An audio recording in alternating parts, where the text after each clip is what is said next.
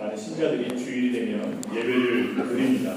근데 안타까운 것은 많은 신자들이 예배드리는 시간이 그렇게 같이 있어 보이지 않고 감사와 감격이 없는 것이 너무나 안타깝고 마음이 아픕니다. 도대체 왜 그런 걸까요? 우리가 예배를 드린다는 것은 정말 우리가 예배를 드리는 그분께 최상의 가치를 드린다는 것인데 오늘날의 예배의 모습은 우리가 주님 앞에 최상의 가치를 드리지 못할 때가 많이 있습니다. 사실 현대인들은 인간이 모든 판단과 결정과 선택의 주체라고 생각하는 인본주의에 깊이 물들어 있습니다. 원래 하나님께서 지으신 사람은 하나님 말씀이 나를 다스리고 하나님 말씀 안에서 생각하고 하나님 말씀을 따라 생각하게 되어 있는데 우리가 하나님을 떠난 이후에 인본주의, 인간 중심이 되는 사람들이 되었기 때문에 이제 모든 결정과 판단과 선택의 주체가 나라고 생각하는 거예요. 그게 인본주의인데 인본주의 때문에 우리는 하나님 앞에 온전한 예배를 드릴 수 없게 되었어요. 또한 사회에 대한 종교적인 영향력을 다 제거하고 시대의 가치관이나 시대의 어떤 흐름을 따라가는 것이 세속주의인데 세속주의가 뭐냐면 세상의 흐름을 따라가게 만드는 거예요. 그러니까 하나님을 아예 제어시켜버리고 어떤 하나님 말씀을 아예 제거하고 그냥 인간이 가지고 있는 흐름의 모든 것을 맡겨버리는 것이 세속주의인데 교회가 세속주의화 되어 있어요. 신자들이 많이 세상과 닮아 있습니다. 그건 역시 우리가 하나님을 예배할 수 없게 만드는 것 중에 하나예요. 또한 돈이라는 최고라고 여기는 물질주의에 우리 모두가 젖어 있습니다. 그래서 신자들이 하나님을 예배하는 법을 잊어버렸어요. 이게 우리가 예배를 드리지만 온전히 주님 앞에 예배드리지 못하게 된 너무너무 안타까운 그런 원인이 바로 여기 있습니다. 신자들이 교회를 오지만 하나님을 예배하러 교회에 나온 게 아니라 내 소원을 성취하고 정신적인 위로와 마음이 편안하기 위해서 교회를 나옵니다. 이런 문제를 해결하는 것이 잘못됐다는 것이 아니라요. 그 문제의 근본적인 원인을 보지 못하는 것이 잘못입니다. 다시 한번 말씀드릴게요.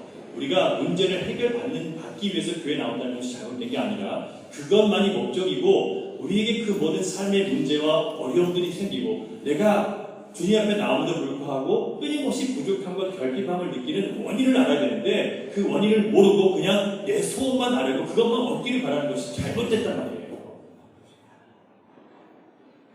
아무리 문제를 풀어도 우리는 계속해서 우리 예배를 그치게 만들 수밖에 없는 온갖 방해물과 또 우리 인생의 처지와 환경과 고통과 아픔과 소외와 갈등과 이런 것 때문에 우리는 예배하는 것이 온전할 수가 없게 되어 있습니다.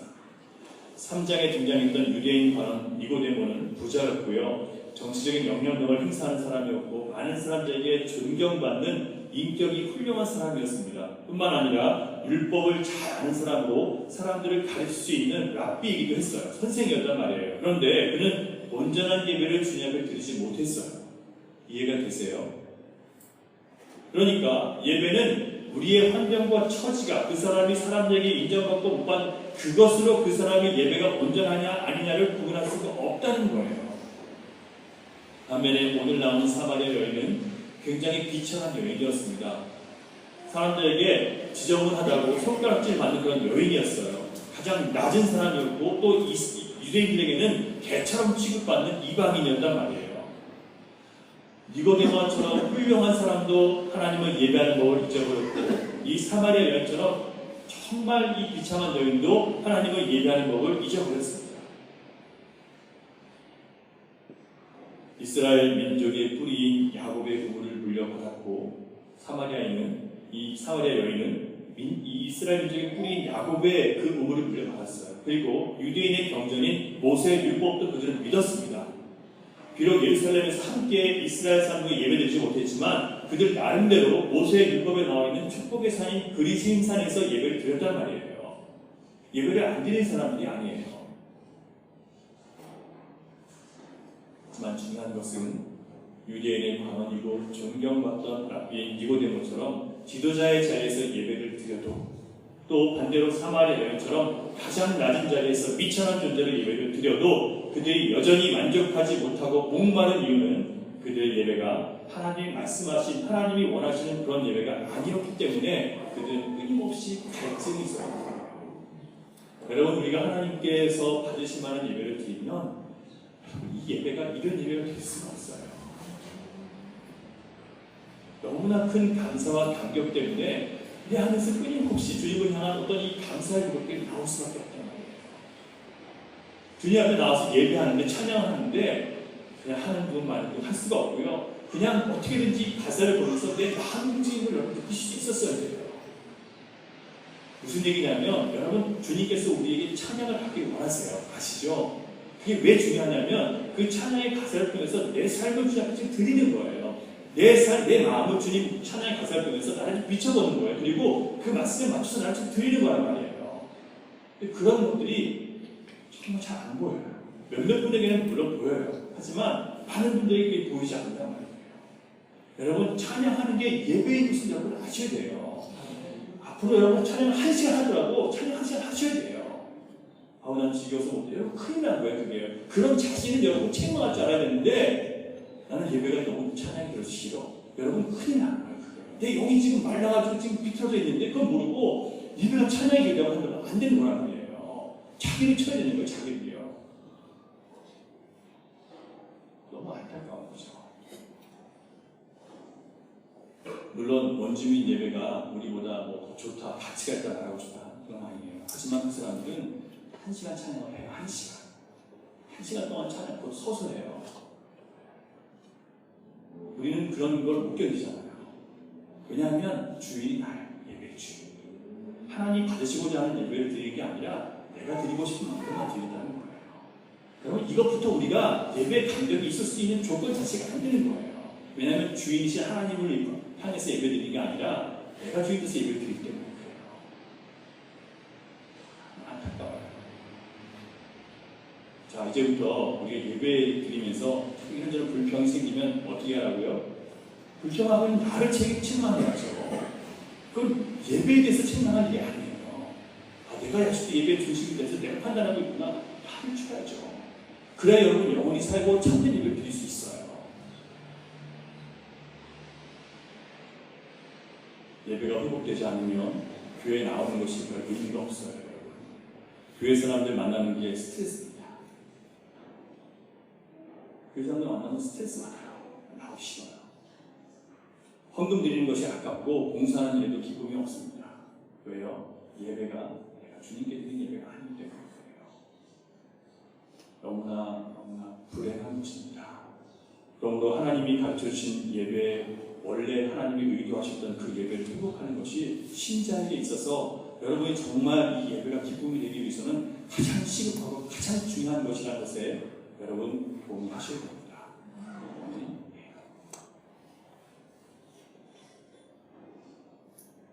오늘 우리는 말씀을 통해서 영과 진리의 예배를 드리는 자를 하나님이 찾으신다고 하셨는데 도대체 그 예배는 무엇이고 어떻게 해야 그런 예배를 드릴 수 있는지를 배울 것입니다.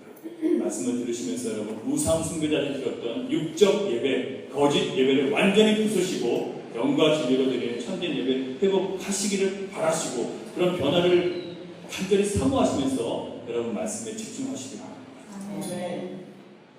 오늘 본문에서 우리는 예배가 예배되지 못한 이유를 발견하게 되는데요. 먼저 그 이유는 사마리아 여인이 드리는 예배는 영으로 드리는 예배도 아니었고 진리로 드리는 예배가 아니었어요. 자, 뭐가 문제라고요?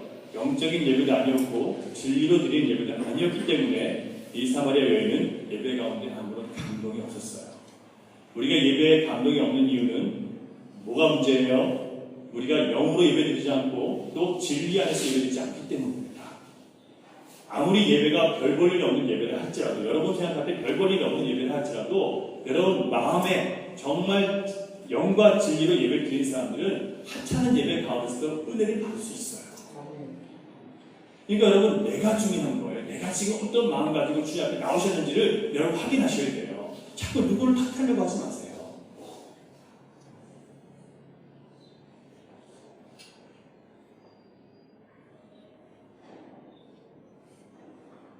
인도네시아 같은 데 가잖아요. 그러면 시골 같은 데 가면 기타 한 대가 없어요. 기타 한 대가 제대로 된 게 없어가지고 줄 끊어져가지고 줄도 못 바꿔가지고 줄 끊어진 거 가지고 기타 쳐요. 그런데 그 기타 하나 가지고 1시간 동안 찬양하고 기뻐 뛰면서 예배를 해요.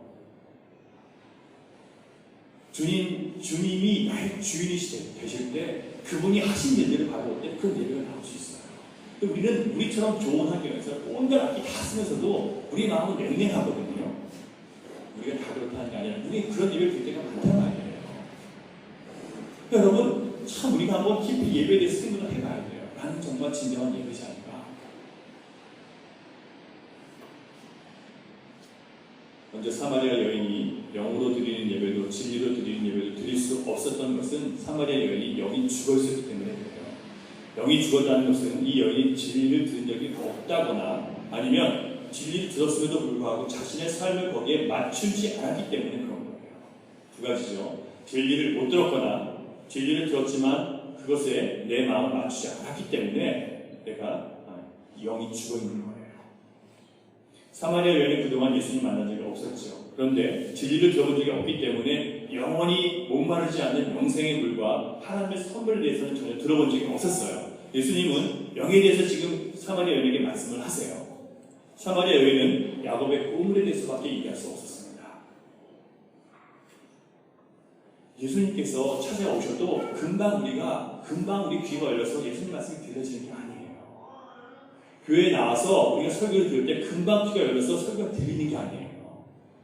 여러분 어떤 사람은 5년, 10년이 걸린 사람도 있어요. 그러다가 어느 순간에 확 터져서 너무나 큰 하나님의 말씀의 은혜가 사람을 파고들 때가 있어요. 여러분 어떤 자리든 간에 말씀을 듣는 자리 여러분 계셔야 돼요. 그리고 나서 그 예배가 진정으로 들려진 예배가 될 수 있다는 거예요. 중요한 것은 진리의 말씀을 복음을 계속 들을 수 있는 그런 사모함이 여러분에게 있다는 것. 그게 어디서 오는 줄 아세요? 그게 여러분이 마음이 원해서 온 것이 아니고 환경과 상황 때문에 여기 왔다 할지라도 그것도 주님이 일하시는 거예요. 듣게 하시기 위해서요. 듣고 변화시키게 하시기 위해서 주님이 하시는 거예요. 여자가 15절 봅니다.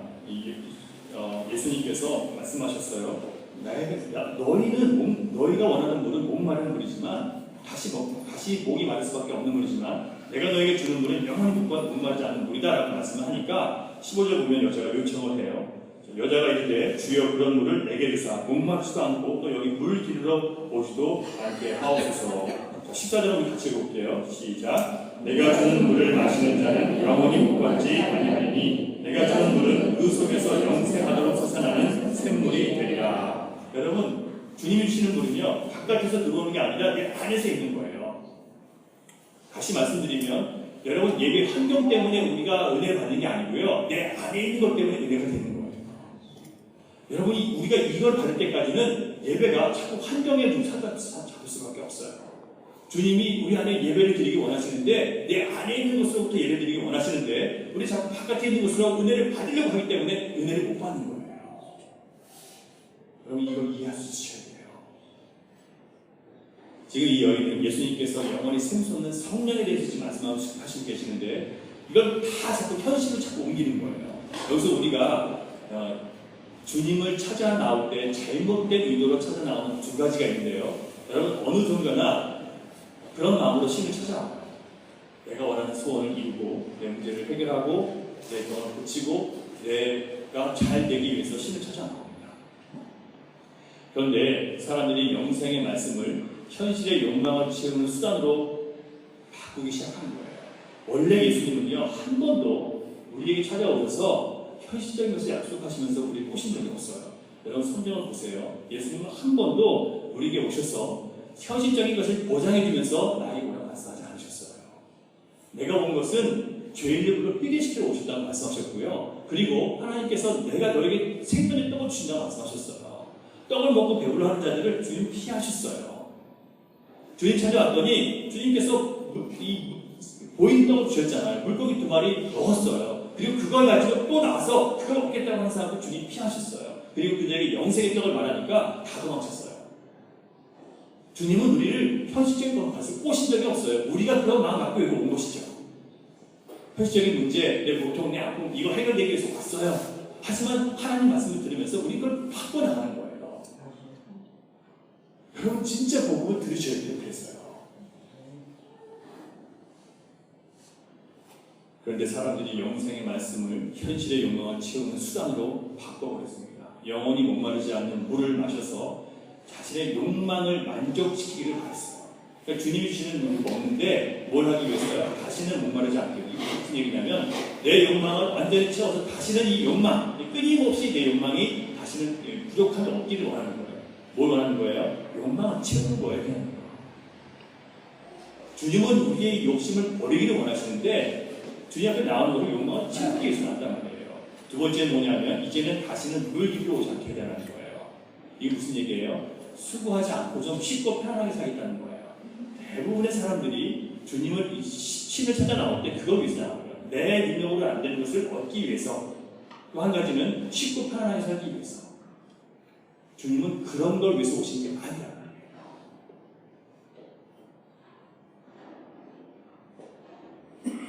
이처럼 인간의 대표적인 그릇된 욕심은 내 욕망을 채우는 것, 또 하나는 더 이상 크게 수고하지 않고 쉽고 염려하지 않고 자유롭고 편안하게 사는 것, 이 두 가지 욕망이란 말이에요. 그런 욕망을 채울 곳이 없기 때문에 예수님께 나아가야 되는데 자꾸 세상을 둘러봐도 그 욕망을 채울 수 없어요. 그래서 우리는 예수님께 나아가야 되는 거예요. 그런데 예수님을 이용해서 그런 마음들을 채우려고 하는 이 인간의 타락한 욕망이 우리의 영적인 눈을 못 뜨게 하는 거예요. 여러분 분명히 저에게 이 말씀을 듣기 때문에 여러분 지금 다시 한번 눈을 뜨셔야 돼요. 다시 한번 생각해 보셔야 돼요. 내가 지금 왜 수업에 나왔는가? 잘못됐구나 깨달았다면 돌이키셔야 된단 말이에요. 이 시간 예배를 회복하려고 하시는 거예요.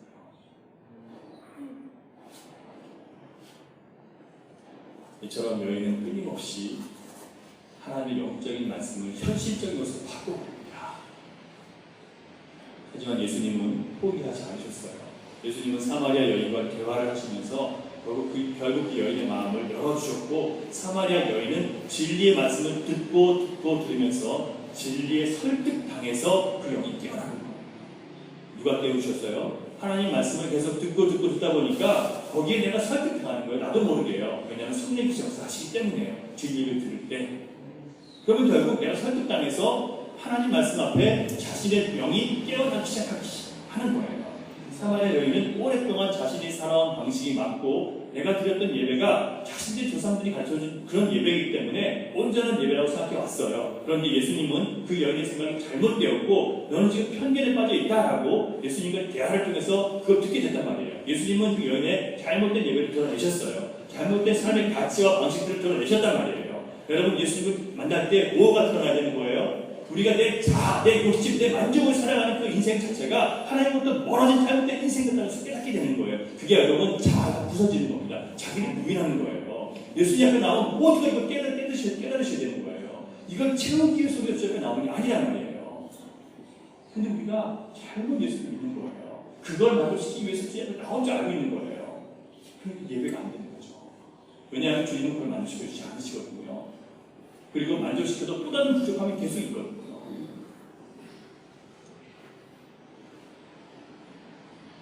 예수님은 사마리아 여인에게 먼저 물을 달라고 하셨습니다. 그런데 사마리아 여인은 당신이 유대인인데 왜 사마리아 여인에게 물을 달라고 합니까? 라고 차갑게 얘기했습니다. 제가 지난주에 말씀드린 거예요. 여러분 우리는 세상이 주는 물은 차별이 있다는 것을 알게 됩니다. 물은요 좋은 물을 마시려면 돈이 있어야 사 마실 수 있고 또 신분이나 조건이 되어야 마실 수 있다는 겁니다. 여기서 말하는 이것은 세상의 특별함을 얘기하는 거죠. 그리고 그 물을 마신 사람은 또다시 목마를 수밖에 없습니다. 우리가 세상에서 바라는 것들이 다 이런 것들이에요. 예수님이 물을 달라고 하신 이유는 지금 여인이 마시는 물이 얼마나 제한적이고 조건적인지를 지금 알게 하시는 거예요. 우리가 세상에서 바라고 구하는 것들이 얼마나 제한적이고 얼마나 조건적인지를 깨닫게 하시는 거예요. 그 다음에 예수님이 말씀하십니다. 10절 보면요. 지난주에 우리 말씀 읽을 건데요. 네가 만약 하나님의 선물이 무엇인지를 알았다면 내게 물을 달라고 했을 것이다. 주님 말씀하셨어요. 예수님의 이 대답은 사마리아 여인에게 마실 물을 주는 것이 아니라 하나님이 정말 목마른 자들에게 주시고자 하시는 것은 예수 그리스도를 통해서 받는 구원, 하나님의 선물인 구원을 주시는 것이라는 것을 알게 하시는 거예요.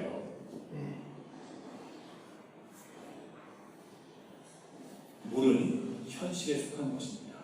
그 여인이 마시고 싶은 물은 현실에 속한 것인데 하나님의 선물은 어디에 속해 있어요? 구원이라는 것은 영적인 분야에 속해 있는 거예요. 영적인 분야에 속해 있는 거예요. 근데 여인은 인간의 욕망에 따라서 현실적인 갈증을 해결하는 것에만 관심이 있었어요. 그래서 11절에 이렇게 대답하는 거예요. 11절. 이 여자가 이르되 주여 물 비를 그릇도 없고 이 우물은 깊은데 어디서 당신이 그 생수를 얻겠사옵나이까. 우리 조상 야곱이 이 우물을 우리에게 주셨고 또 여기서 자기와 자기 아들들과 짐승이 다 마셨는데 당신이 야곱보다 더 크니까? 이게 무슨 질문이냐면요, 이미 우리는 조상 야곱을 통해서 우물을 우리에게 주었기 때문에 야곱과 그 가족도 제일 야곱이라는 것은 이스라엘의 시작인데 조상인데 가장 중요한 야곱도 여기서 물을 마셨고 그가 소유한 가족과 모든 육축도 여기서 다 물을 마셨는데 당신은 얼마나 대단한 분이길래 나에게 당신이 주는 물을 내가 마셔야 된다고 얘기합니까? 이렇게 묻는 거예요. 당신이 지금 야곱보다 크다고 생각합니까? 라고 묻는 거예요. 여러분, 이것이 우리의 현실이에요. 주님은 우리에게 우리의 영을 깨우시기 위해서 하나님의 선물인 그리스도를 주시고자 했는데 우리는 뭐라고 하냐면 아니요 주님, 우리는 영적인 것은 필요 없어요. 영적인 것이 필요한 게 아니라 나는 세상적인 것이 필요해야 지금 얘기하고 있는 거예요. 나는 내 능력으로 이미 먹고 사는데 문제가 없고 내 가족들과 내 친구들, 내게 속한 모든 소유들이 넉넉해서 굳이 예수님 주시고자 하는 것이 필요 없어요 라고 얘기하는 거예요. 그래도 뭔가를 주고 싶으시다면 그냥 내 마음이나 편안하게 살도록 저 대문 앞에서 도둑이나 사기꾼들을 좀 지켜주시고 저주나 질병이 오지 않도록 바깥에서 좀 지켜주십시오. 경비원한테 요구하는 것처럼 우리 주님을, 그 주님을 문을 열고 모셔야 되는데 우리는 지금 그렇게 요구하고 있다는 거예요. 나는 걱정 없으니까 주님, 내가 알아서 내일 할 테니까 주님 바깥에 나가서 저주나 있지 않도록 어떤 문제나 오지 않도록 밖에서 지켜주십시오. 주님을 주님을 모시지 않는 거예요. 그런데 어떻게 진정한 예배를 드릴 수 있겠습니까? 우리는 사마리아 여인과 다를 바 없이 하나님의 선물이신 예수 그리스도께 관심이 없고요. 우리 영혼의 목자 되신 주님을 알고 가까이 하고 순종하는 것보다 어떤 조건이나 상황이 내가 원하는 대로 되어줄 것, 그렇게 되면 예배할 수 있다고 그렇게 우리는 고집을 부리고 있어서 많습니다. 여러분, 제가 질문 하나 드릴게요. 여러분, 이런 예배가 정말 하나님 예배하는 걸까요? 하나님이 세상의 주인이시고 하나님께서 우리에게 말씀하시는 그 말씀이 우리를 살리는 건데, 우리 하나님 말씀을 통해서 하나님과 관계하는 것과 상관없이 그냥 내가 원하는 것을 얻고 그것을 바라는 대로 내가 되는 것이, 그게 정말 하나님과 온전한 예배, 온전한 관계를 갖는 걸까요? 아니지 않아요. 그냥 단순하게 생각해도 그렇다는 거예요. 이런 현실적인 것을 신앙의 조건으로 삼는 사람은 그런 현실적인 조건과 처지를 구하는 마음 때문에 하나님을 진정으로 예배할 수 없다는 것을 우리는 반드시 알아야 됩니다. 그런 사람들은 민감통이 모양은 있지만 그 안에 아무것도 안 드는 것처럼 예배는 드리지만 그 안에 하나님의 성령께서 주시는 은혜들이 다 들어있지 않다는 거예요. 또 한 가지 사마리아 여인이 온전한 예배를 드릴 수 없었던 것, 첫 번째가 영과 진리로 예배를 드리지 않았기 때문이고, 두 번째는 그 여인이 가지고 있었던 편견이 있었는데 현실적인 필요를 채워주는 존재를 예배하는 것 때문입니다. 무슨 얘기냐면 현실적인 것을 내게 만족을 주는 사람, 그 사람은 나에게는 신이에요. 그게 사람이든 그게 어떤 권력이든 그게 물질이든 나에게 만족 주는 거, 그게 나에게 신이란 말이에요. 12절 한번 다시 보겠습니다. 우리 조상 야곱이 이 우물을 우리에게 주셨고, 우리 여기서 물을 마신다는 거예요. 자, 지금 여기서 예수님보다 야곱이 더 크다고 얘기하는 이유가 왜 그래요? 물론 아직 예수님인지 몰랐어요. 그런데 야곱이 제일 크다고 여기는 이유가 어디 있어요? 우리의 필요를 채워주는 사람이기 때문에 그래요. 여러분, 우리가 여기서 알 수 있는 것은 그 여인이 영과 진리로 예배를 드리지 못하도록 막는 것이 바로 사람을 의지하기 때문이라는 것을 우리가 알 수 있습니다. 사람을 의지할 때 영과 진리 예배를 드릴 수 없어요. 첫 번째 편견이 물질이 예배의 대상인 것이라면, 둘째는 사람이 예배의 대상인 거예요. 나에게 어떤 도움을 줄 수 있는 사람, 그 사람이 예배의 대상일 때 그 사람은 편견에 사로잡혀서 온전한 예배를 드릴 수 없습니다. 사람이 예배의 대상이 되는 경우는 자기가 먹고 사는 데 도움을 주고 책임을 지는 어떤 사람에게 자꾸 기대게 돼요. 그 사람을 의지하게 돼요. 그 사람을 바라보게 돼요. 예배라는 것은 하나님께 최상의 가치를 두는 것이라고 말씀드렸어요. 그런데 하나님보다 사람의 능력이나 그가 가진 힘의 가치를 둘 때 그것을 따라간다면 그 사람은 하나님께 온전한 예배를 드릴 수가 없어요. 왜냐하면 이미 마음이 두 마음으로 갈라졌기 때문에. 그래서 하나님은 이스라엘 왕의 제도를 만드시면서 세 가지 명령을 내리시는데 이스라엘 왕은 참 이상한 하나님이세요. 군대를 많이 가지지 말라. 보통 군대를 많이 가져야 나라가 튼튼해지잖아요. 하나님은 군대를 많이 가지지 말라. 그 다음에 말을 많이 두지 말라. 말은 그 당시에 무기를 상징하는 거거든요. 그러니까 병거가 많으면 많을수록 말이 많을수록 그냥 짓밟고 지나가니까 굉장히 무섭단 말이에요. 무기란 말이에요. 지금 같으면 탱크죠. 그 탱크가 많으면 그만큼 이길 수 있는데 하나님은 그걸 많이 두지 말래요. 말을요. 또 하나 왕은 여자를 많이 두지 말래요.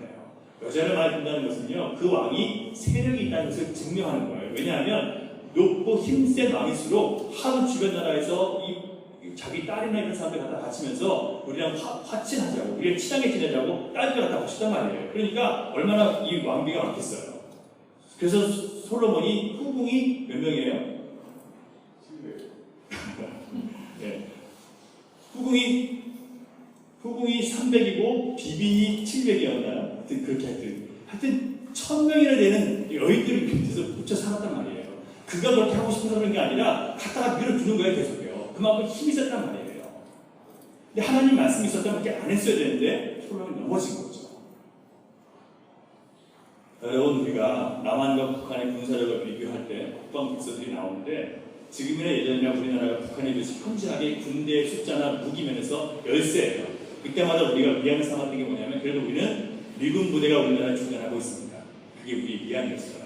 지금은 조금 미군보다는 어떤 마음이냐면 그래도 우리 무기가 요즘에 많이 현대화되었고 또 최신식이니까 그리고 우리는 자체 무기를 생산할 수 있는 능력이 생겼으니까 이제 괜찮다는 거예요. 자, 우리는 지금 우리의 안전을 어디에 의지하고 있어요? 한국 사람들, 한국에 있는 우리 조국 국민들이 결국 우리가 데려다 나은 점이 이 세상에 있다는 거예요. 우리 무기가 강하다는 거예요. 결국 우리가 든든히 여기는 것은 인간의 힘과 무기의 숫자입니다. 이사야서를 보면 바벨론의 침략을 받았을 때 유다가 바벨론의 침략을 받았을 때 유다의 왕이 애굽을 의지해서 또 다른 강대국인 애굽을 의지해서 저걸 물리치려고 했어요. 그때 하나님은 그것을 굉장히 불쾌하셨습니다. 왜냐하면 누가 힘이니까요? 하나님의 백성들에게는 하나님의 힘이에요. 그런 일들이 있을 때는 누구에게 찾아 나와야 돼요? 하나님께 나와서 왜 우리가 저 사람들에게 공격을 받는지를 그걸 먼저 물었어야 된단 말이에요. 그랬으면 이스라엘은 회복될 수 있었어요. 근데 묻지 않았어요. 그냥 다른 나라, 더 강한 나라 데리고 와서 그 나라를 힘을 통해서 이 바벨론을 치려고 했던 거예요. 그래서 하나님의 심판이 그들에게 임한 거예요. 여러분, 하나님은 하나님보다 사람 자체를 더 의지하고 사람의 능력에 기대어 사는 것을 아주 싫어하십니다. 그들은 하나님 앞에 온전한 예배를 드릴 수 없기 때문에 그런 의지들이, 세상을 향한 의지, 사랑을 향한 의지, 세상의 물질을 향한 의지들이, 우리의 기대들이 우리가 하나님께 예배하는 것을 막아버려요. 여러분, 예수님 제자들 한번 생각해 보세요. 그들은 처음에 자기들의 영혼을 구원하시는 예수님을 믿은 게 아니었어요. 자기들에게 세상의 영광을 주신 예수님을 따랐어요. 예수님 쫓아가면 어떻게 되는 줄 알았어요? 영원히 다시 회복될 다윗 나라에 다윗 왕국의 좌우에서 다스릴 사람으로 자기들 줄 알았어요. 그래서 예수님이 십자가에 달려 돌아가실 때 그들은 극심한 절망과 고통 가운데 들어갔던 거예요. 왜냐하면 그들은 뭐가 될 줄 알았어요? 좌우에서 세상 나라를 다스릴 수 있는 그 영광과 존귀를 얻을 줄 알았단 말이에요. 그런데 예수님이 그냥 돌아오셨단 말이에요. 십자가에서요. 여러분, 예수를 믿는다고 해도 나의 현실적인 행복과 또 나의 현실적인 영광, 나를 대단한 사람으로 만들어줄 예수님의 능력을 바라보면 여러분 반드시 실망하게 될 것입니다. 제자들은 예수님과 항상 함께 있었지만 마음이 변했기 때문에 진짜 주님을 이해할 수 없었어요. 이처럼 나에게 영향력을 미치고 그 힘으로 나를 행복하게 해줄 수 있는 사람을 의지할 때 우리의 참된 예배는 막히게 됩니다. 예수님은 이렇게 우리의 환경과 처지가 내가 원하는 대로 되는 것을 원하는 예배자들, 그리고 사람의 능력이나 사람 자체를 의지하고 거기서 행복을 찾고자 하는 자들, 그들에게 말씀하십니다. 이 물을 먹는 자는 다시 목마르려니와. 그 힘을 쫓아가는 사람들 다시 목마를 거예요. 결국 예수님은 사마리아 여인이 온전한 예배를 드리지 못했던 이유를 깨닫고 그 여인이 온전한 예배를 드릴 수 있도록 문제를 깨닫게 하시는 거예요. 여러분, 주님은 이 땅에 왜 오셨어요? 우리가 죄인인 걸 깨닫게 하시기 위해서 오셨어요. 우리가 교회를 다니는 이유는요, 우리가 죄인됨을 깨닫고 날마다 주님께 가까이 나아가는 거, 회개하면서 가까이 나아가게 하시기 위해서 주님이 부르신 거예요. 우리가 괜찮은 사람들이기 때문에 우리 여기 붙잡으신 게 아니라 우리가 하나님 말씀을 통해서 죄인됨을 깨닫고 주님의 예수 그리스도의 십자가 은혜를 붙잡게 하시기 위해서 그거 안에 우리가 들어가게 하시기 위해서 부르신 거예요. 근데 얼마나 많은 사람들이 교회에 나온 이유가 자기 만족을 위해서 나온 거예요. 그러니까 여기서부터 우리는 돌이켜서 주님이 원하시는 영과 진리 예배를 지금 배워나가고 있는 거예요. 그렇게 드려야 진짜 예배를 드려요. 14절에서 예수님은 늘 물을 찾아와서 마시지만 갈증을 해결하지 못하는 사마리아 여인을 불쌍히 여기셔서 복음을 들으라고 초청하십니다. 14절부터 같이 읽을게요. 시작. 내가 주는 물을 마시는 자는 영원히 목마르시지 아니하리니 내가 주는 물은 그 속에서 영생하도록 솟아나는 샘물이 되리라. 주님은요, 이 여인을 불쌍히 여기셨어요. 진짜 마셔야 할 것, 진짜 찾고 구해야 할 것을 구하지 않았기 때문에 수많은 문제와 결핍과 또 목마름과 고통에 시달리는 이 여인을 보면서 주님 정말 불쌍히 여기셨습니다. 그래서 예수님은 갑자기 남편에 대해서 얘기를 꺼내시는 거예요. 이 여인은 지금 목마르기 때문에 물 좀 달라고 하는데 무슨 얘기를 해요? 남편 얘기로 갑자기 확 넘어가는 거예요. 연관성이 없잖아요. 여러분 보세요. 16절 보시면 이르시되 가서 네 남편 불러오라. 그러니까 나는 목마르기 때문에 주님이 다시는 물을 길러 오지 않도록 주님 그 목마르지 않은 물을 나 주십시오. 그랬더니 뭐라고 하는 거예요? 예수님이 가서 남편 데리고 오라는 거예요. 도대체 말이 안 맞잖아요. 예수님이 왜 그렇게 했을까요? 여러분, 남편을 데려오라 말씀하신 것은 복음으로 우리를 초대하기 위해서 가장 필요한 것이 무엇인지를 그 여인에게 알게 하기 위해서 그런 겁니다. 왜 그러냐면요, 우리에게 정말 복음이 필요한가? 당신에게 복음이 필요한가? 물을 때 여러분 제가 물어볼게요. 여러분 정말 예수님 필요하세요? 정말 예수님이 필요하시잖아요. 근데 이게 지금 복음인데 예수님이 필요하지가 않아요. 하는 경우에 우리가요. 저도 그렇게 제가 참 고통받는 얘기를 제가 한 적이 있었는데 제가 전도사가 됐는데 일주일 동안 예수님 별로 안 찾고 살아가는 거예요. 하루에 예수님을 몇 번 부르지도 않고 살아가는 거예요. 과연 내가 예수님을 믿겠다고 하면서 주님 앞에 나와서 전도사까지 됐는데 내가 예수님을 하루에 한 번도 안 찾고 살아가는 게 제정신인가 생각이 들더라고요. 일주일에 한 번 예수님 찾지도 않고 내가 그리고 주일에 와서 예배한다고 하는 내가 그게 정말 내가 예수님 믿는 사람이라는 생각이 들더라고요.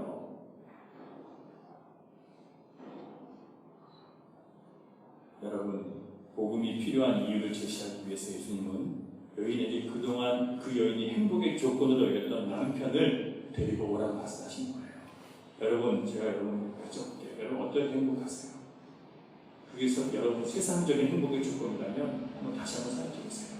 그 여러분 정말 여러분 행복하게 할 수 있는 것인지, 여러분의 영혼에 정말 그것이 여러분 영혼을 평강을 줄 수 있는 것인지 한번 대답해 보세요.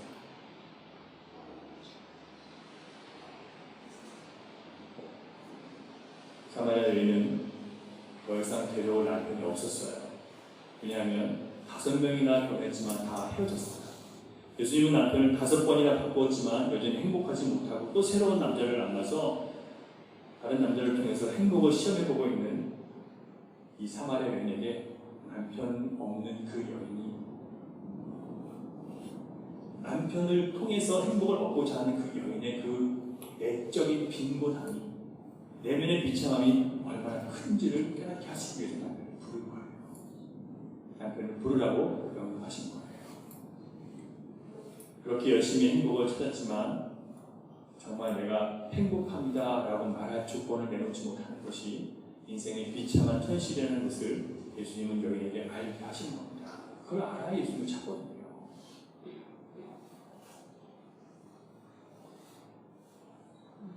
이렇게 늘 물질적인 것에 집중되어 있고 현실의 필요와 해야 할 의무에 온 정신이 빼앗겨 살았지만 전혀 결과를 내놓을 것이 없는, 주님께서 내 앞에 내놓으라고 하실 때 아무것도 드릴 것이 없는 이 사마리아 여인에게 그래서 영혼의 구세주가 필요하다는 것을 알게 해 주신 겁니다. 여러분, 주님께서 여러분에게 요구하시는 게 뭔지 아세요? 주님이 여러분에게 요구하시는 것은 예수를 믿는 믿음으로 하세요.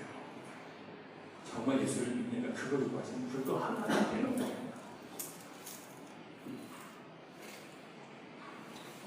이것을 알게 되니까 영혼의 구세주가 필요하다는 것을 알게 되고 나니까 예수님에 대해서 새로운 평가를 내게 됩니다. 19절 보세요. 19절 같이 읽습니다. 시작. 여자가 이르되 주여 내가 보니 선지자소이다. 예수님이 남편이 5이 있었다는 것도 알고 지금 남편도 네 남편이 아니라는 것을 예수님이 하셨다는 얘기를 듣고 나서 깜짝 놀라는 거예요. 그리고 나서 주여 내가 보니 선지자로소이다 라고 얘기합니다. 선지자는 뭐 하는 사람이에요? 하나님 말씀을 대언하는 사람이에요. 하나님 말씀을 듣고 대언하는 와서 얘기해 주는 사람이에요. 하나님의 선지자는 그 영혼의 깊은 곳에 있는 죄를 깨닫게 하고 그 비참한 내면의 실상, 현실을 드러내는 것이 바로 선지자가 하는 일이에요. 이 여인은 드디어 보게 된 것입니다. 내가 보니 여기서 본다는 것은 눈으로 본다는 게 아니라 영적으로 깨달았다는 거예요. 처음으로 영적인 눈이 열려서 이분이 바로 이때 학교 오신 분이 하나님께서 보내신 선지자 그런 큰 분이라는 것을 알겠다는 뜻이에요. 이처럼 자신의 현실에서 떨어져서 영적인 세계를 열어준 그 말씀이 우리 현실에서 떨어져서 영적인 세계에 들어가도록 만들어준 그 말씀이 바로 진짜 하나님의 말씀 진리라는 것을 깨닫게 됩니다. 우리가 현실에서 떨어지게 만들고 점점 하나님께 가까워지게 하고 우리가 이 현실의 물질에 집착하는 곳에서 점점 하나님 말씀으로 가게 하고 하나님 영적인 것을 사모하게 하는 그것이 뭐라고요? 그게 바로 복음의 능력이에요. 하나님 말씀은 점점 세상에 대한 집착에서 욕심에서 벗어나게 만들어주지 점점 거기를 가게 만들지 않아요. 만약에 여러분이 점점 물질을 하게 만든다면 그걸 여러분 가짜 복음을 들은 거예요. 속이는 소리를 들은 거예요. 점점 세상을 향해 더 야하게 만들고 그 세상을 점점 더 기뻐하게 된다면 속고 계신 거예요.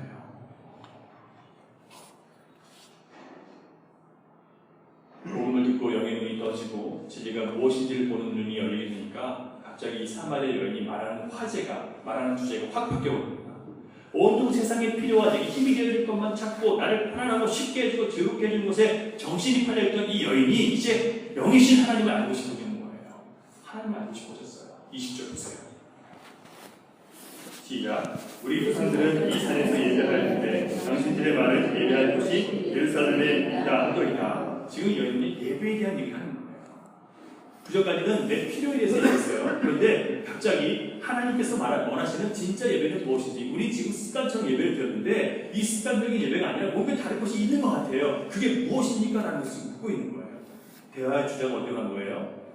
세상에서 영적인 요소로 넘어간 거예요.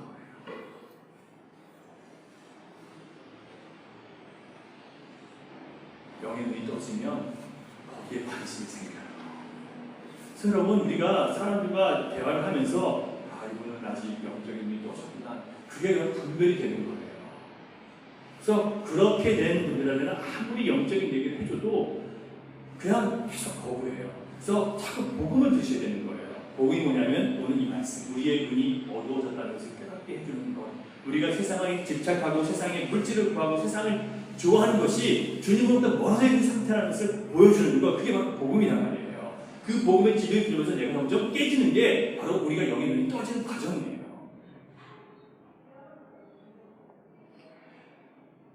전에는 내가 드리는 예배 행위와 조상들로부터 내려온 전통을 따라서 드리는 예배에 대해서 전혀 의심이 없었습니다.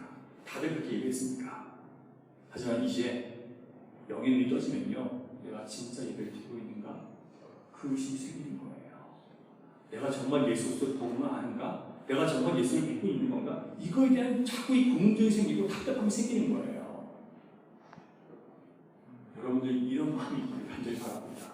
주님을 더 알고 싶고 주님께 더 가까이 가고 싶고 내 영혼이 주님의 그 영의 그 기쁨을 맛보고 싶고 이런 간절함 여러분이 있기를 간절히 바랍니다. 그리고 성령의 인도하심을 받기 시작하면 모든 관점이 나에서 하나님으로 옮겨지는 거예요. 맨날 나 이러다가 하나님은 뭘 좋아하세요? 하나님께서 원하시는 게 뭐예요? 여기에 관심을 갖게 되는 거예요. 그렇기 때문에 하나님 말씀을 자꾸 배우고 싶습니다. 많은 사람들이 영적으로 어두울 때는 이 불쌍한 사마리아 여인처럼 눈에 보이는 예배가 더 중요합니다. 내가 어떤 교회를 다녀야 되느냐, 거기에 관심을 더 많이 갖고 있고요. 어떤 교파가 더 나에게 유익을 줄 수 있고 성경적인가, 이걸 찾기 위해서 이 교회 저 교회 다녀봅니다. 어떤 사람들은 자기 마음이 편안하고 자기가 인정받는 곳 또는 자기 취향에 맞는 곳을 찾기도 합니다. 안타깝게도 이런 사람들은 하나님 보시기에 정말 중요한 것이 무엇인지를 모르는 사람들이에요. 23절 보시겠습니다. 23절 시작. 아버지께서 참되게 예배하는 자들은 영과 진리로 예배할 때가 오나니 곧 이때라. 아버지께서는 자기에게 이렇게 예배하는 자들을 찾으시느니라. 주님이 찾으시는 예배가 아니라는 거예요. 보세요. 이 21절 보면 그 질문을 한 우리 예배가 어떤 데에서 예배가 진짜 예배냐라고 묻는 질문을 해서 예수님 말씀하세요. 내 말을 믿으라. 주님 말씀은 진리이기 때문에 믿어야 되는 거예요. 자, 이 산에서도 말고 예를 들면 그리심산도 아니라는 거예요. 그리고 예루살렘도 아니라는 거예요. 시온산도 아니라는 거예요. 이 산도 아니고 저 산도 아니고 너희가 아버지께 예배할 때가 있대요. 그러니까 장소적인 그런 게 중요한 게 아니라는 얘기입니다. 그러니까 어느 교회에서 예배하는 게 중요한 게 아니래요. 좀 큰 교회, 좀 더 화려한 교회, 이런 교회가 아닌 좀 더 좋아 보이는 교회에서 예배를 드렸다고 해서 그 예배가 더 효과가 있고 하나님 받으신 예배가 아니라는 거예요. 그리고 웅장한 성가대가 있고 파이프 음악이 있고 그래서 웅장하게 음악이 나오고 화려한 성가대가 정말 너무 잘하는 성가대가 있어 뻥뻥뻥 소리를 내주고 그런 거가 있어야 진짜 예배가 되는 게 아니란 말이에요. 그런데 우리는 그런 걸 가지고 예배를 합니다. 그게 예배가 아니라 예배는 어디 있어요? 내 안에 있는 거예요. 내가 바로 예배 드리는 대상이란 말이에요. 예배가 바로 나란 말이에요. 여기 바깥에 있는 거 가지고 계속 우리가 예배가 이걸 찾고 있는 거예요. 그러니 예배에 감동이 오는 거죠.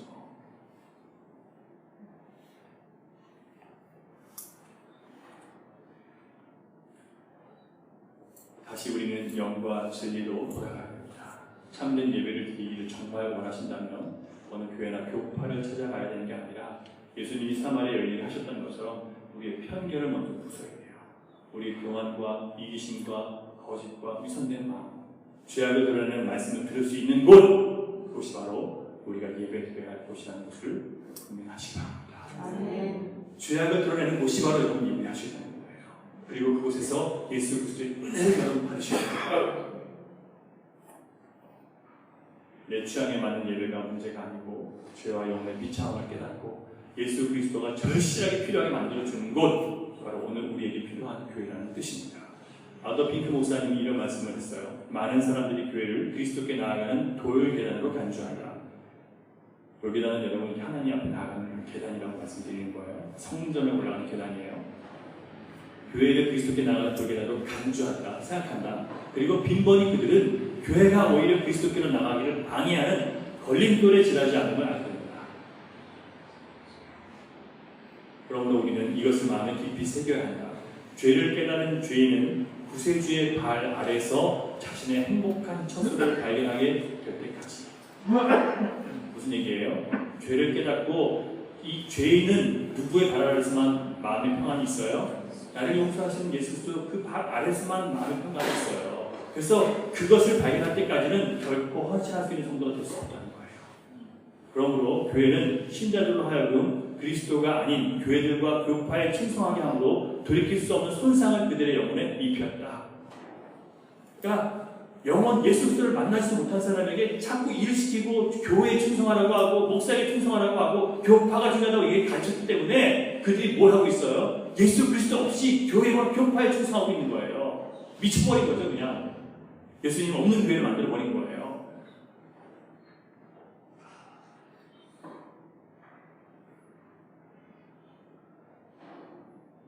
공감이 되십니까? 너무 무서운 거예요. 교회가 오히려 지금 우리가 예수 그리스도께 나가는 걸 방해하고 있는 거예요. 여러분이 예수를 만나는 걸 방해하고 있는 거예요. 예수 그리스도를 만나고 주와 그리스도를 영접하는 것이 왜 그렇게 절실한지 모르고 교회를 다니고 내가 신자라고 생각하는 것이 얼마나 위험한지를 보여주는 주장입니다. 많은 신자들이 예수 그리스도가 아닌 교회와 교파에 충성을 다합니다. 교회와 교파는 언제나 타락할 수 있는 곳이고 잘못된 결정을 할 수 있어요. 제가 예전에 미국에 있을 때 PCUSA 그 교회가 동성애 목사에게 안수를 허락했습니다. 교파는 그런 거예요. 그래서 교파를 뛰쳐나가야 되는 거예요. 그래서 많은 한국 교회가 그 미국 장로교 거기 있으면 유익이 너무 많아요. 거기 있으면 목사들은요 은퇴하면 거기서 연금이 나와요. 죽을 때까지 먹고 살 수 있는 연금이 나와요. 하지만 그걸 포기하고 뛰쳐나오는 거예요. 거기서 나오려면요 교회 뺏겨요. 왜냐하면 그 교회는 그 재단 교회에 소속돼 있어요. PCUSA에 교회 그걸 뺏기고 나오는 거예요. 그게 진짜죠. 그 교회 건물 때문에 그 동성애를 같이 동성애 목사를 인정하는 그 교회가 남아 있어야 되겠습니까?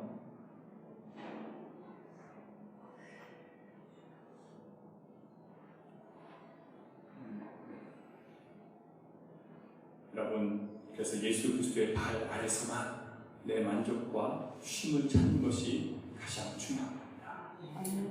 여러분의 눈이 예수 그리스도를 바라보게 만드는 그것이 바로 진짜 복음입니다. 22절 보시겠습니다. 읽겠습니다. 다시 한번 22절 시작. 너희는 알지 못하는 것을 예배하고 우리는 아는 것을 예배하니 이는 구원이 유대인에게서 나니라. 여러분, 예수님은 사마리아 사람들의 예배는 틀렸고 유대인의 예배는 옳다라고 말씀하신 것이 아니라 니고데모의 예배가 거짓이었던 것처럼 사마리아 사람의 예배도 거짓이라는 거예요. 중요한 것은 구원이 유대인에게서 남이라는 이 부분인데요. 여기서 구원은 구세주 곧 메시아를 얘기하는 거예요. 세례 요한도 예수님이 오시기 전에 이렇게 광야에서 선포했어요. 모든 육체가 하나님의 구원을 보리라. 구원은 바로 메시아 예수 그리스도를 얘기하는 거예요. 다시 말씀드리면 구원이 유대인에게서 난다는 그 말씀은 예수님의 말씀은 참된 예배는 구원자이신 예수 그리스도를 만난 자에게만 나타난다는 얘기를 하는 거예요. 여러분, 참된 영적 예배의 유일한 기초가 예수 그리스도가 나의 구원자이심을 아는 것이에요. 예수 그리스도를 만나야 아버지께 진정한 예배를 드릴 수 있습니다. 예배하는 장소가 중요한 것이 아니라 예배하는 방법이 중요한 거예요. 하나님이 영이시기 때문에 영과 진리로 예배하는 것. 영으로 드리는 예배는 이제 신자가 우리가 거듭났잖아요. 그 거듭난 새로운 성품으로 예배하는 거예요. 예전에 내가 욕심 부렸다면 욕심을 좀 포기하는 거예요. 예전에 이기적이었다면 이기적인 마음을 내려놓고 상대방을 배려하는, 이게 바로 예배예요.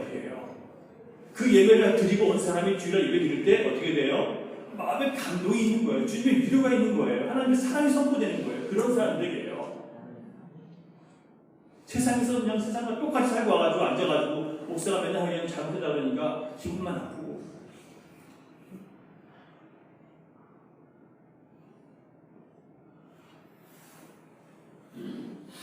이렇게 성령께서 이끄시는 대로 살아가는 우리의 삶이 주님 앞에 드려지는 것, 이게 바로 주님이 받으시는 향기예요. 그게 주님이 받으시는 제사입니다. 또한 영으로 예배한다는 것은 내 영이 주님이 하신 일을 기뻐하고 찬양하는 거예요. 하나님 아버지께서 받으시는 예배는 예배의 어떤 겉모양이 아니라 뭐예요? 주님이 하신 일, 뭐 하셨어요? 하나님이 우리를 사랑하셔서 우리가 죄로 타락했음에도 불구하고 우리를 포기하지 않으시고 아들 예수를 보내주심으로 우리를 다시 하나님의 것으로 삼아주셨어요. 그리고 매일매일 주님을 믿고 의지하는 자들에게 길을 열어주시고 은혜를 베풀어주시고 보호와 돌보심을 주세요. 지금도 기적을 이루고 계세요. 의지하는 자들에게요. 그 간증을 해나가면서 주님이 하신 일들을 주 앞에 나와서 감사하는 그 예배, 그 예배를 주님께서 기뻐하신단 말이에요. 그냥 영어로 드리는 예배입니다. 우리가 여기 앉아있는 것을 하나님 기뻐하시는 것이 아니라 예수 그리스도가 아니고는 얼마나 비참한 죄인이었는지를 깨닫고, 주님 이제 내가 육을 만족시키고 나를 즐겁게 하는 예배가 아니라 하나님이 내 영을 살리시기 위해서 하신 이 엄청난 십자가의 희생에 감사해서 나의 삶을 주님께 드릴 때 이것이 진리의 예배가 된다는 것을 기억하시기 바랍니다. 하나님 받으시는 예배는 진리가 선포되어서 사람들의 영이 그리스도의 말씀을 통해서 우리가 얼마나 비참한 존재인지를 깨닫고 마음이 겸비해지게 만드는 것이 중요합니다. 근데 그 비참함이 절망이 아니라 오히려 우리를 건지러 오신 예수 그리스도를 우리가 기꺼이 영접하고 내가 살았던 방식과 내가 기대하며 바라던 헛된 욕망과 욕심들을 버릴 수 있게 만드는 것이 주님이 받으시는 예배가 되는 겁니다. 그런데 우리가 알고 싶은 것은 하나님이 받으시는 영과 진리의 예배를 드리면 좋은데 나에게 뭐가 좋은 거예요? 이걸 알고 싶은 거예요. 우리는 항상 끝이 뭐예요? 그럼 나에게 좋은 게 뭐예요? 묻고 싶은 거예요. 여러분, 예수님은 사마리아 여인에게 물 주셨어요? 안 주셨어요? 안 주셨잖아요. 무슨 물을 주셨죠? 생명의 물을 주셨죠. 영적인 물을 주신 것이 현실적인 것은 아무것도 안 주셨어요. 그런데 이 여인은 어떻게 돼요? 충만해서 나가서 그냥 동네 가가지고 내가 메시아를 만든다고 가서 전하는 거예요. 기쁜 거예요. 아무것도 안 말하는 거예요.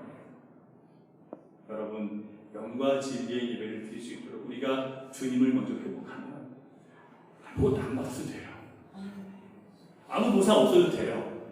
그래도 이미 그 안에 너무 충만한 은혜가 있기 때문에 감사할 수 있는 거예요.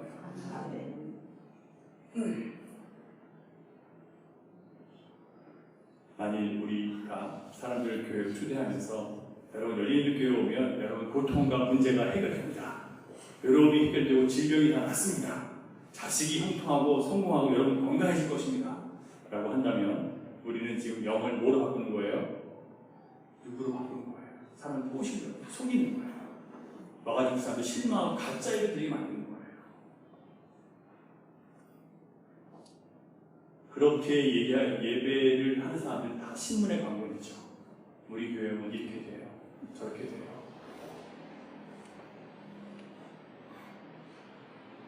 예수님을 만나지 못하면 내가 주인을 깨닫지 못하면 아무 소용이 없어요.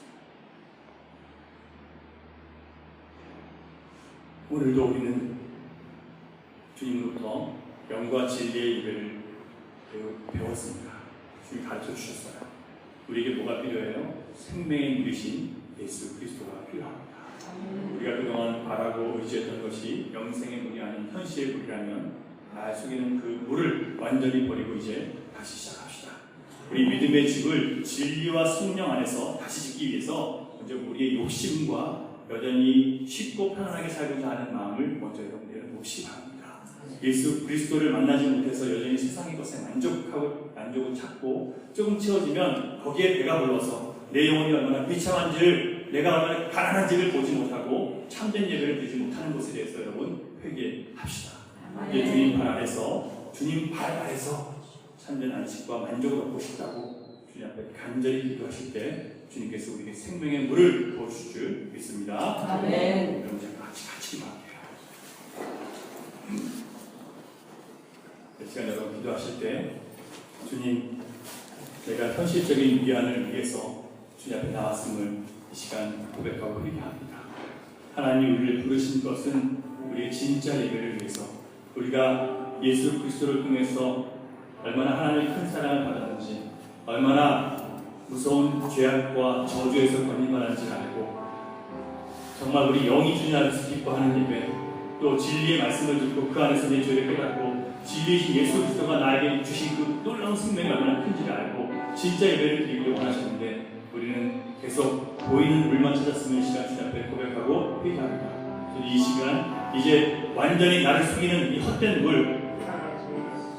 물을 저축지 못하는 그 웅덩이를 이제 떠나서 영생의 물을 내 안에 솟구치게 하시는 예수 그리스도 그 앞에 엎드리오니 하나님 이 시간 주님 앞에 나의 삶을 드리기를 결단하고 주님 말씀을, 주님의 진리를 구하는 우리에게 이 시간 성령의 은혜를 부어주시고 충만한 하나님의 말씀으로 우리를 깨우쳐주셔서 주님, 내가 주님의 것입니다. 나는 주님 없으면 살 수 없습니다. 주님만이 나의 전부입니다.